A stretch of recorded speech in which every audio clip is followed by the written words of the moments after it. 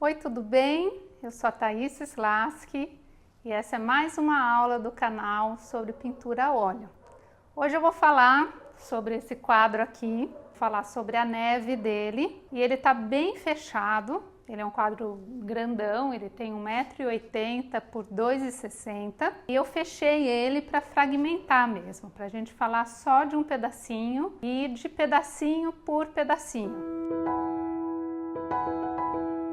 Talvez aconteça com você de pensar em começar a pintar, dar tontura e não conseguir, te travar e te dar vertigem. Você pensar, nossa, o desenho, como faz para pintar, todo o processo de pintura, todas as técnicas, e te dar aquela vertigem. Às vezes pode dar até tontura. É porque você está pensando num todo e não está fragmentando. As aulas aqui, elas servem para quê? Para a cada aula você ir treinando um pouquinho de uma técnica, e é igual montar Lego. Sabe aquele brinquedo de pecinha, Lego? Se você tem uma pecinha, você sabe fazer pele. Você pôs a pele para construir sua casinha, daí você sabe textura, daí você sabe teoria da cor, como fazer branco, como romper tom, como fazer verde. Isso vai construindo coisas e daí você consegue fazer um quadro. Quando a gente fragmenta, você só está pensando no próximo passo. Isso é legal, porque é igual quando a gente está fazendo um caminho, sei lá, andando de bicicleta. Se você pensa no longo caminho que você tem que fazer, você quase desiste. Mas se você só pensar, eu tenho que pedalar e ali eu faço uma curva à direita, ando mais um pouco, faço à esquerda e vai pensando só no próximo passo, daqui a pouco você já chegou no seu destino, estaciona lá sua bicicleta e pronto, você chegou. A mesma coisa é um quadro. Você vai fragmentando as ideias e vendo pedacinho por pedacinho, sem ficar pensando no todo e sem ficar pensando quando ele vai ficar pronto. Um dia ele vai estar pronto, mas vai ser natural, né? Vai acontecer naturalmente. Já falei aqui no canal, quem acompanha as aulas já me viu falando do caderninho da criatividade. Hoje eu vou mostrar o meu caderninho e dar um exemplo de como as coisas funcionam para mim, né? Naquele quadro que eu pintei da jaqueira, eu comentei que eu vi o Claude, aquele crocodilo do Instituto de História Natural da Califórnia, e me apaixonei por ele e decidi que ele ia entrar um dia na minha pintura e não sabia qual. E com muitas coisas isso acontece. Essa paisagem também. Eu estava no Chile, fotografei e pensei, nossa, um dia eu vou pintar, mas eu não sabia o que eu ia inserir na minha pintura, além da própria paisagem, da paisagem em si, né? Então vou mostrar o meu caderninho da criatividade para vocês verem como funciona. Eu tenho esse caderno aqui, ele é pesado e eu deixo ele geralmente do lado da minha cama. E às vezes à noite, antes de dormir, em vez de assistir televisão, eu gosto de ficar escrevendo nele ou desenhando as coisas que eu vi no dia. Eu não levo ele para tudo quanto é lugar, então às vezes quando eu saio ou viajo, eu levo bastante folha sulfite. E depois eu passo para cá, fica uma bagunça minhas anotações, e daí meio que eu passo a limpo. Ou volto de viagem e anotei pouco, daí eu revejo as fotos e vou anotando. Eu não faço isso todos os dias, eu não tenho tanta disciplina, deveria ter e eu gostaria de ter. Então, quando a inspiração vem, às vezes eu escrevo no bloco de notas do meu celular ou às vezes gravo um áudio, mas sempre eu fotografo, mesmo com celular. Então, por exemplo, o Claude, quando eu vi ele, eu fotografei. Aqui eu vi, fotografei. Então eu vou juntando. Eu tenho uma pasta que chama Inspirações e elas são de coisas que eu vi, são fotografias minhas de coisas que eu vi e que achei legal. Inspiração não é o trabalho de alguém. Algo que você viu e que você quer pintar. O trabalho de alguém, ele é como uma referência. Eu acho que é diferente. Você vê o trabalho de alguém, ele te mostra a pincelada que ele deu, a solução que ele deu para aquilo, mas anteriormente você já foi inspirado em pintar, né? Então, por exemplo, quando eu pintei água inundada, eu não pensei no Monet, não pensei, eu vou fazer como Monet. Eu queria uma árvore, eu queria que fosse inundada, eu tinha os desenhos, Daí, depois da ideia que eu encontrei a árvore, e depois fui lá beber na fonte pura, que é ver como o Monet fez, e me inspirar no trabalho dele, no sentido de ver mais a parte técnica, sabe? Como se resolveu aquilo, como ele resolveu. Será que o jeito que ele resolveu pode me ajudar a eu resolver o meu? Então, o trabalho de outros artistas, ele serve para isso, é como uma ponte para você encontrar o seu. Já a inspiração do seu trabalho, ela é material da sua criação.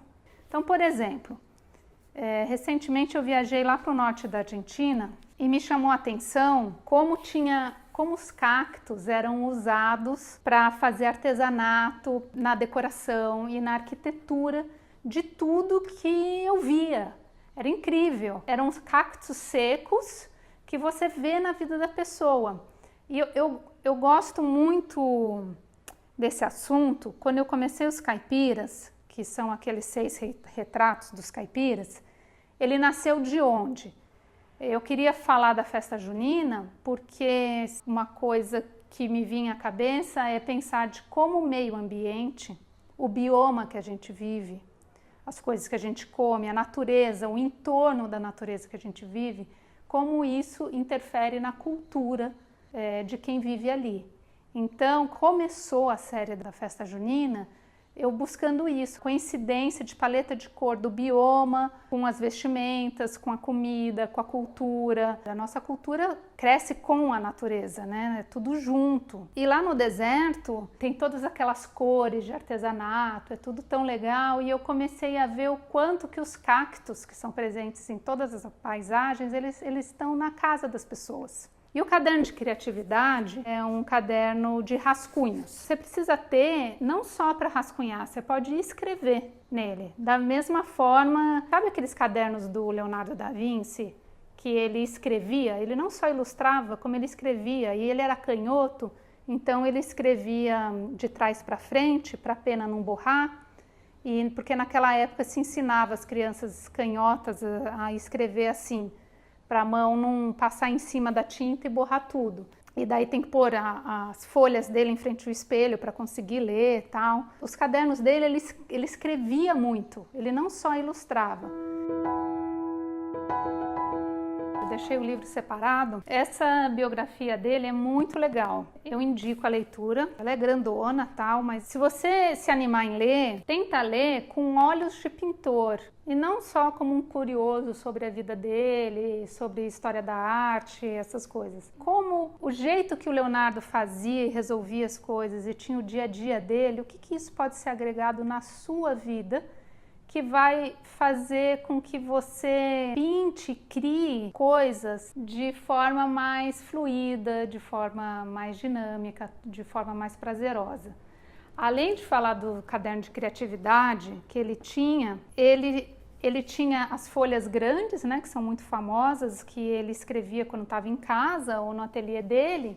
Nesse livro ele conta que o Leonardo, quando ia para a rua, ele confeccionou um pequeno caderno que ele levava no cinto da calça e que ele costumava ir para a praça da cidade e ficar desenhando nesse caderninho as expressões dos rostos das pessoas. Então ele tinha várias expressões de rosto, de gente na praça conversando, sabe? Rindo, ou alguém conta uma história, a pessoa fica surpresa, ou faz aquela cara, as caras que a gente faz quando fala, quando conversa.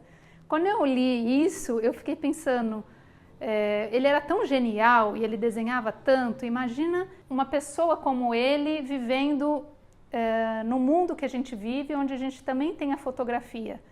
Acho que ele ia desenhar e fotografar também, e em cima da fotografia criar coisas mais incríveis ainda, porque eram todas as impressões que ele captava com lápis e a fotografia pode te dar mais. Eu não acho que a fotografia deva ser encarada como algo que prejudica o artista, porque faz o artista não aprender a desenhar ou copiar a fotografia, como se fosse algo que vai contra a pintura. A fotografia, ela ela ajuda a crescer a pintura. Ela te dá uns detalhes que você, sentado na praça, deixa passar, né? E a fotografia capta. Então é um trabalho junto, é o lápis na mão e também a fotografia, os dois. Então quando eu fotografei aqui, ele, além de ir para o meu caderninho que eu guardei, e é uma coisa que eu namorava a paisagem, falava, um dia eu vou pintar, um dia eu vou pintar. Na hora que eu passei o desenho para a tela, ela é bastante grande, então passei a paisagem com um projetor. O desenho dela, eu pus até no Instagram, tem também no Facebook. Esse desenho aqui, a foto que eu tinha, eu imprimi num colchê e usei a neve, ó, como referência. Só que fica bem diferente. Se você pegar aqui a neve que eu fiz, né, que eu pintei, de verdade uma referência que assim, na hora da pintura, eu nem usei, acabei nem usando tanto. Aqui eu fui indo mais o que o pincel me dava, a transparência que eu deixava desse fundo de baixo, né, a pintura ela acaba ficando mais rica que a fotografia, porque na pintura tem várias cores que na fotografia não se vê, não na minha impressão, né? Na fotografia se vê quando a foto é boa, na minha, com essa impressão, não se vê. E tudo isso pode ir para o seu caderno de criatividade. Se você não quer imprimir a foto e colar lá no seu caderno de criatividade, você tem uma pasta que te acompanha, o caderno de criatividade e as suas fotos, as suas referências, as coisas da sua vida, as coisas que você gosta, as coisas que você imagina. E eu acho isso prático, eu acho isso legal, sabe? Se você só ilustra, as coisas não vão rápidas, mas se você também redige suas impressões, as suas ideias ficam ali. Então, por exemplo, ele é um caderno de rascunho, mas ele tem pouca coisa desenhada. Aqui tem mais coisa escrita do que coisa desenhada. E o que está escrito aqui? Tem o cacto, tem uma mesada de banheiro com 2 cactos embaixo, só eu entendo, né? Eu tenho que traduzir o que está aqui, porque qualquer pessoa que pegar acho que não entende. Isso daqui é uma lixeira. Então eu falo que na cidade que eu estava, eu conto aqui, ó, na cidade que eu estava se usava isso na arquitetura, até no lixo do quarto que eu estava, e claro, eu fotografei o banheiro, eu fotografei o lixo com o cacto, eu fotografei tudo que tinha cacto, e eu sei que isso um dia vai entrar na minha pintura, mas eu não sei quando e qual. Aqui, como fala dos Andes, pode até ser que eu mexa no quadro e ponha, né? Só de eu falar isso com vocês e explicar, já me surgem ideias. Eu falei de arquitetura, né? Que ele foi posto no banheiro. Eu não vi nenhuma casa lá construída de cacto, mas eu poderia fazer uma casa na pintura, que a pintura você cria o que você quiser. Então, me veio agora a ideia de fazer uma casa como se ela fosse construída com cacto seco, poderia usar essas coisas. Então, cada quadro meu, esses fragmentos de ideias, eles vão se unindo, você vai costurando, e para isso que serve o caderno da criatividade. Esse caderno é mais ou menos a analogia que eu fiz sobre andar de bicicleta e ir para um caminho. Escrever sobre algo que te chama a atenção, como no meu caso foram os adornos e as peças decorativas feitas com cacto, é só um passo do caminho, é só como pegar a bicicleta e virar à esquerda. Então, virei à esquerda. Não sei onde isso vai me dar, mas vai me levar, mas depois eu só tenho que pensar no próximo passo, que é escrever alguma coisa que me chama a atenção e pintar todo dia. E assim você vai fazendo, as coisas vão crescendo.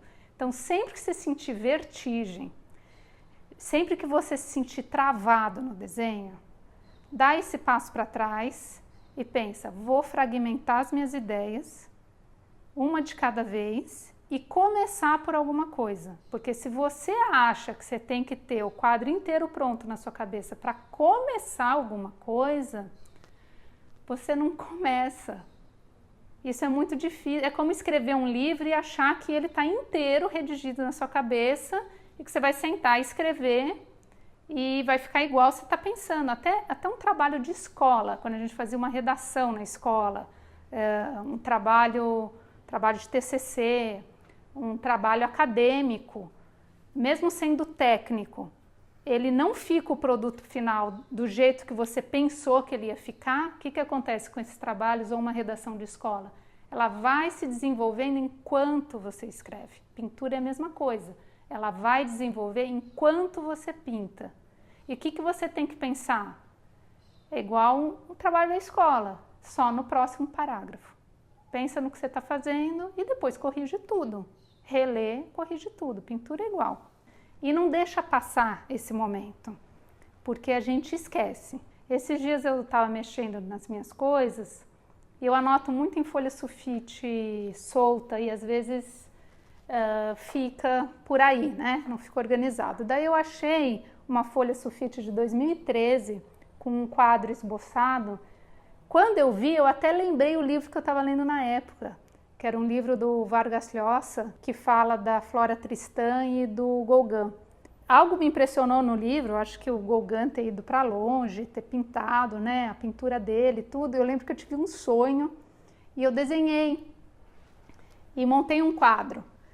Eu já tinha esquecido disso há muito tempo e é tão antigo, 2013, e é algo, a hora que eu vi, eu falei assim, eu pintaria esse quadro hoje. É uma coisa que, assim, para mim fica meio que engatilhado pintá-lo. Então, se você mantém esse hábito de manter a sua imaginação viva, as suas inspirações vivas, num próximo projeto você parte de algum lugar. Você revê suas coisas, lembra, acha legal e talvez pinte um quadro. Sei lá, 5, 6 anos depois de ter tido a primeira ideia, que se não tivesse escrita, você teria esquecido. Na verdade, é isso que Leonardo fazia, quando ele ia para a praça e desenhava, ele ficava guardando as ideias dele. Se tiver esse hábito, como ele teve, de ir para a praça, de observar a natureza, desenhar pássaros, procurar cor, isso vai fazer sua pintura crescer muito. Eu não faço com tanta frequência assim, eu faço só nas férias, quando eu passeio, mas quem tem isso como estilo de vida, a pintura dá um salto, né? Para mim não é tão fácil, eu moro em São Paulo, então assim, como árvore inundada, eu encontrei dentro de um parque, né? Não é uma coisa que eu vejo da janela, aqui da janela eu só vejo prédio, mas eu acho muito legal fazer. Então vamos lá? Nesse programa eu vou fragmentar esse quadro em 3 programas. Essa daqui é a Cordilheira dos Andes. Ele inteiro é uma paisagem da cordilheira e tem vários elementos aqui que vão dar outras aulas. Então hoje eu vou falar sobre como eu fiz essa neve. Eu pintei ela com cor verde, azul, vários tons. Esses tons que estão aqui embaixo, que eles estão meio bagunçados, né? Eu pintei eles, e eles não parecem uma montanha, eu pintei eles aleatoriamente para depois vir descendo com a neve. Então o branco veio por cima de muita cor.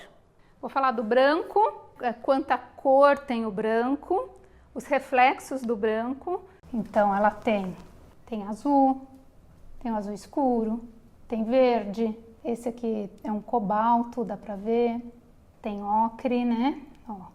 Aqui, um roxo, e tudo isso vai compondo a neve, que não é branca, você vê as partes brancas, bem brancas da neve, são poucas. O porquê que eu deixei embaixo todo colorido, não é por causa da camada do branco que vem em cima, na verdade a lógica de deixar, é igual acontece na montanha, tem aquela vegetação, a neve cai em cima, então eu quis pôr a vegetação e com pincel e pontilhando a neve que caiu em cima. E fui deixando esses espaços, dando para ver o que tinha atrás. Então é como a vegetação que está atrás e a neve caiu em cima. Então hoje a gente vai fazer um exercício disso. Então vamos para a paleta e para o exercício. Vamos começar?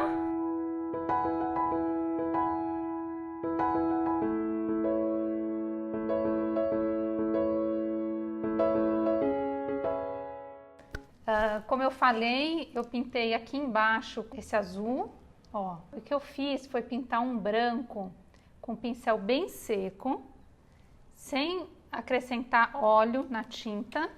Ela, do jeito que saiu do tubo, veio a tinta branca pra cá. E não tem só branco. Tem, olha, esse roxo, esse daqui. Então, eu vou fazer primeiro só com branco, porque eu vou descer essa neve um pouquinho mais, ó, pra cá.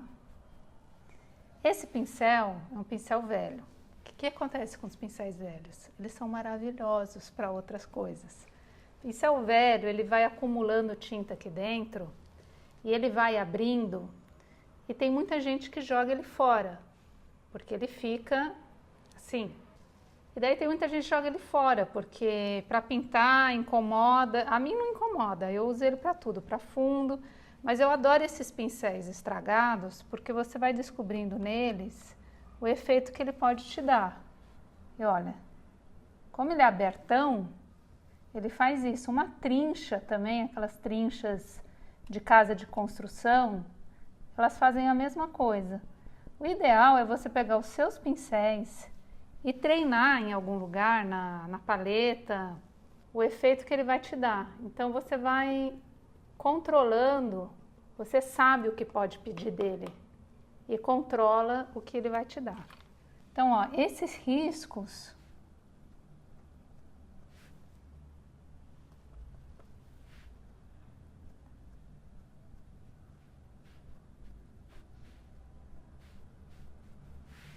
ele tá muito branco, tá vendo? Eu acho ele muito branco. Então, eu vou colocar um vermelho. Essa eu fechei com vontade. Vermelho de alizarim e o azul cobalto. Um pouquinho de amarelo ouro esse daqui. O vermelho, junto com o azul, ele forma esse roxo.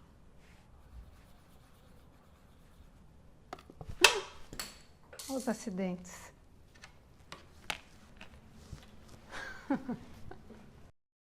Esse eu vou deixar um tom e vou fazer ele um pouco mais roxo, fazer esse mais escuro. É só acrescentar vermelho que ele fica mais roxo, ó.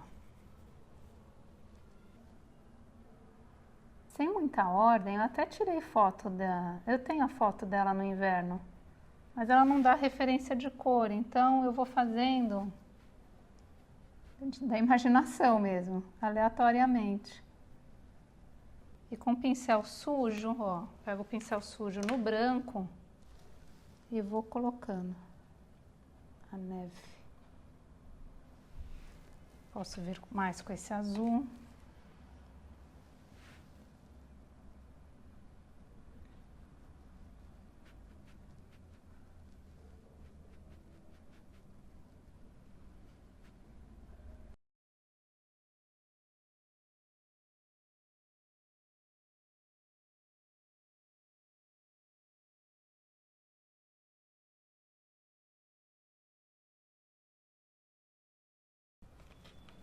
Então, ele é roxo aqui na paleta, isso que é legal do branco, né?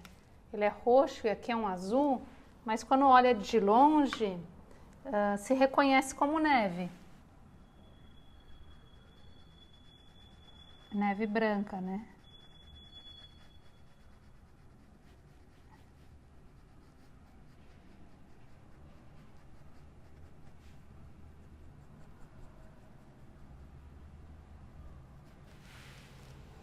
Aqui é assim, olha.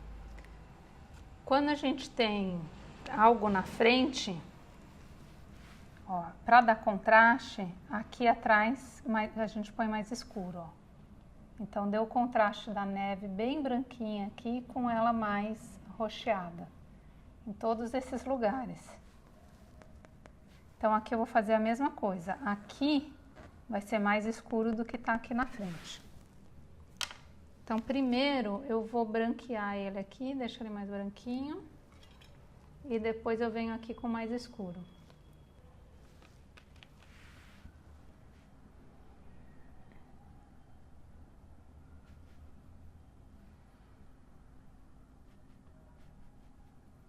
E aqui eu vou marcar uma linha onde a neve vai parar. Então, eu tinha marcado essa linha de cima e tô descendo ela um pouco. Então, como eu vim até aqui, ó, ela vai ter que ir pelo quadro inteiro, na mesma linha até o final do quadro. Então, vou fazer ela inteirinha.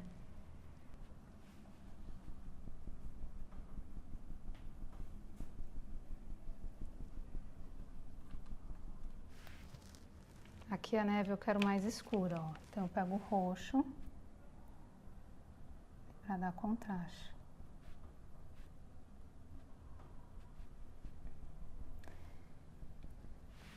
Como que faz, resumidamente? Eu acho que é uma mistura do fundo seco, né? Ó, essa tinta aqui atrás, ó, ela tá seca. Passei a demão dela antes. Com uma paleta de branco que vai pro roxo e pro azul, e tenha um leve amarelo, assim, bem pouquinho, só para quebrar o branco. Qualquer amarelo, tá? E aqui eu pus esse amarelo ouro, mas pode ser qualquer um. E eu vou fazer ele depois. Agora eu tô nos tons de roxo e azul.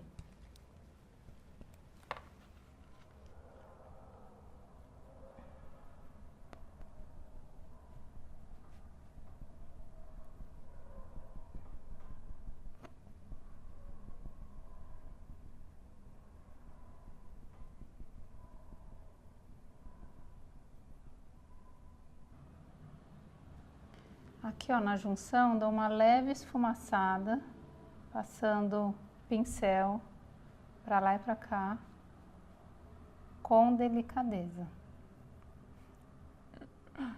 Gostaram do com delicadeza? Porque o esfumaçar tem que ser bem devagar, porque senão você invade demais um desenho, uma cor e outra, e perde o desenho. Daí você vai ter que desenhar de novo e repintar. Então, com delicadeza é importante.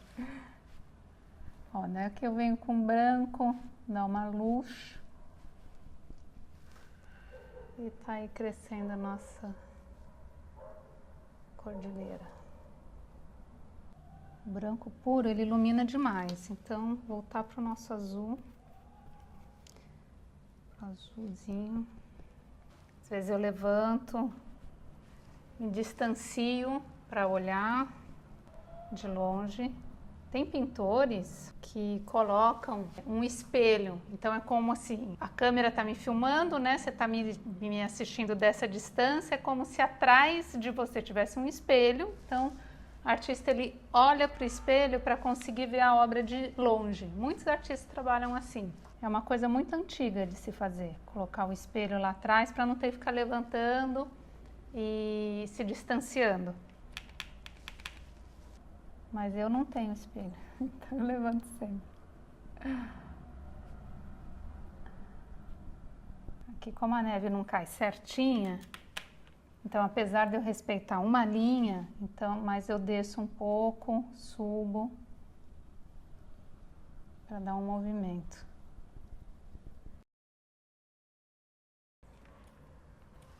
E você pode experimentar outros pincéis que movimento ele te dá, assim, que resultado ele te dá na pincelada aqui. Então, assim, os exercícios aqui no canal, você não precisa comprar, a não ser que você nunca tenha pintado na vida, não tenha nenhum pincel em casa, daí você vai lá e compra uns 5. Uma trincha, 2 chatos e 2 redondos pequenininhos. Mas se você tiver em casa, o legal é experimentar seus pincéis e ver o que ele vai te dando de resultado a cada trabalho que você faz.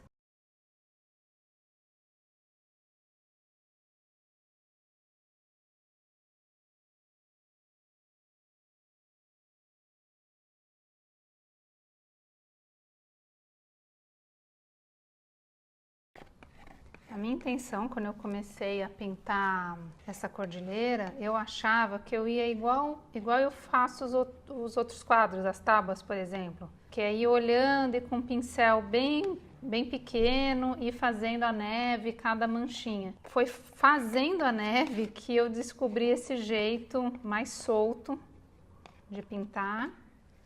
E gostei dele, fui fazendo e eu gostei do resultado, funcionou.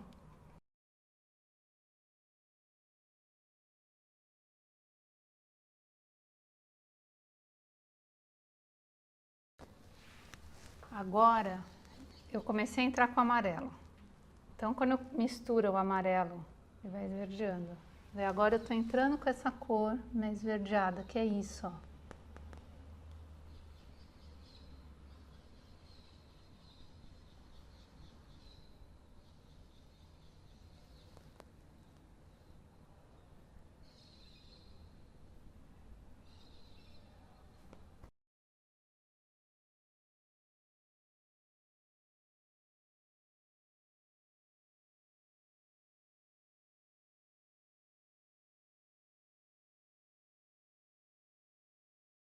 Bom, é isso aí.